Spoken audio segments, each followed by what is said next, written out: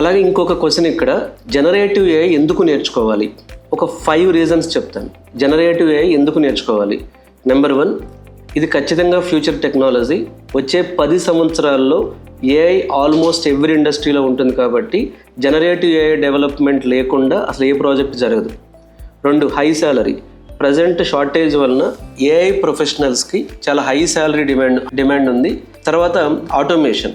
Companies repetitive వర్క్ను automate చేయడానికి generative ఏఐని వాడుతున్నారు కాబట్టి సో ఆటోమేషన్ ప్రతి ప్రాజెక్ట్లో జనరేటివ్ ఏఐ ఉంటుంది అండ్ ఆటోమేషన్ ఎప్పుడు జరుగుతూనే ఉంటుంది. తర్వాత ఏఐ బేస్డ్ స్టార్టప్స్ చాలా ఫాస్ట్గా గ్రో అవుతున్నాయి. ఏఐ బేస్డ్ స్టార్టప్స్కి చాలా ఫండింగ్ వస్తుంది. అది మన రోజు చాలా వార్తల్లో వింటున్నాం మనం. సో ఏఐ బేస్డ్ స్టార్టప్స్లో కీ రోల్ ప్లే చేసేది జనరేటివ్ ఏఐ డెవలపర్.